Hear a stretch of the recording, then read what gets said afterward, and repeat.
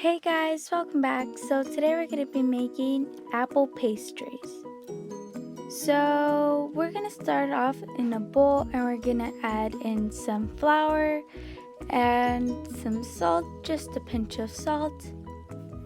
And we're going to mix that up. Then here I kind of speed it up and we're going to add a cup of frozen butter, which is 2 sticks.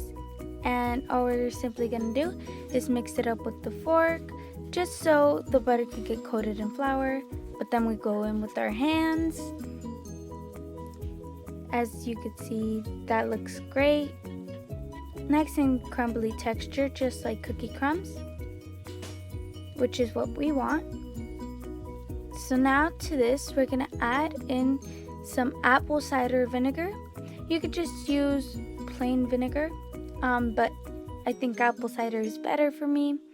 And if you guys want to know what this creates, just ask me in the description, in the comments, and I'll answer for you guys. Okay, just mix that till combined with your fork. And I swear the smell isn't that bad. Okay, so now once that is mixed in, like I said, we're gonna add in some milk. Okay, so we're gonna need a half a cup in total, so I'm gonna add a quarter cup first, mix it up with our fork, and then go in with our hands. There you go. So you could see the consistency is a very sticky dough, which is just fine. And now we're gonna just knead it for a little more, then add the rest of our milk. And then this is where the dough will kind of come together. As you could see there, it looks like a nice soft dough. Okay, so now we're gonna wrap this in saran wrap and pop it in the refrigerator or freezer. I personally like always popping doughs that have a lot of butter in them into the freezer. So we're gonna split it in half and just pop them into the freezer. And the reason we separate them in half is so the dough could chill faster, and it's better when it's time to roll out the dough, because we will not have to be rushing.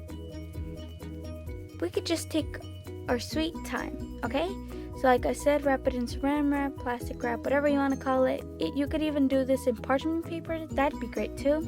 So in the freezer it goes. Okay, so this is for our sugar filling. So we're gonna add in brown sugar and white sugar, and I'm using light brown sugar. Make sure it's firmly packed like always. Now to this we're gonna add in some flour, just a little bit. Okay, so now we're also gonna add in salt, because everything's better with a pinch of salt. Am I right? Okay, so now once we mix that, we have like a crumbly texture, just like graham crackers. So now we're gonna add in 2 tablespoons of not softened butter, cold butter, and we're gonna mix that in. And with the rest, we're gonna need 5 tablespoons in total, but with the rest of the butter, we're gonna melt it, which you're gonna end up with 3 tablespoons of melted butter. And you could see if we pack the mixture together, it holds its shape, but it's still crumbly. As you guys could see there. Okay, moving on. Okay, so now we have our apples. Just make sure they're sweet apples. I'll put in the description down below which type of apples I used.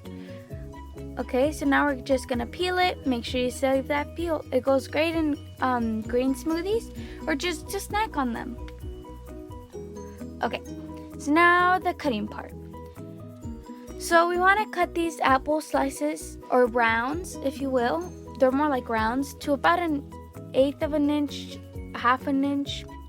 It really depends on how thick you really like yours, but I'd say not too thin, not too thick. So about 1/4 of an inch. That would be great. Okay. But what you really want to keep in mind is just you want to keep in mind that our apples aren't too thick or either too thin, because that will just not go good at all, because it will crack in our pastry. Okay, so now it's time to assemble. So I'm gonna dust my surface with some flour, and I'm gonna take out my dough from the fridge. Remember, this is a convenient part. I'm just gonna take out one dough while the other dough can chill. Okay, seems good. Just gonna roll it out, put it in our surface, put some more flour on it, and simply roll it out. Okay, that's great, nice and floured. Okay, so you could see that I'm rolling it every single time a little thinner. You just want to get it to about 1/4 of an inch, 1/8 of an inch.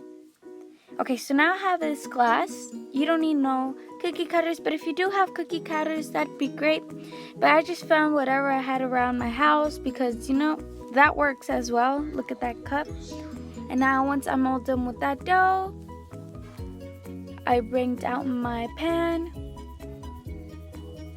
lined with parchment paper. So we're gonna put our first round on there, and this is like the bringing it all together part. So here is our little round, and you kind of want to make sure they're all the same size. And then here's our apple round, apple circle. And if you find that it won't be able to pinch up the edges, you could just trim it. That's what I did here. I just made my round a bit smaller, which you'll see in a moment right there. I don't know why I like patting things when I place them somewhere. It's just a habit. Anyways, now we're gonna add in our sugar mixture on top, and I just used 1/2 teaspoon for all of them. They seem to work just fine, because we don't want them to be bubbling out too much when they're baking. But again, we do want some of that filling. So about 1/2 teaspoon should do it. You could see I added a little less. And just, you want to kind of make sure that your sugar's in the center where your apple is, on top of it, so you can pinch it and make it into like a dumpling. Yeah. Okay, so as you can see, I'm pinching it there on the edges. As you guys could probably tell what I already did. So these look great. They're looking amazing. And we're gonna pop these in the oven at 350 for about 25 minutes to 30 minutes. And ta-da! This is our final result. Look at that golden brown pastry, and at that little sugary, I don't know, filling. They're not too sweet, but they're not too bitter. They're just right. So I hope you guys really like this video. And if you did, please remember to subscribe, like, comment, and share with a friend who might enjoy these treats with you.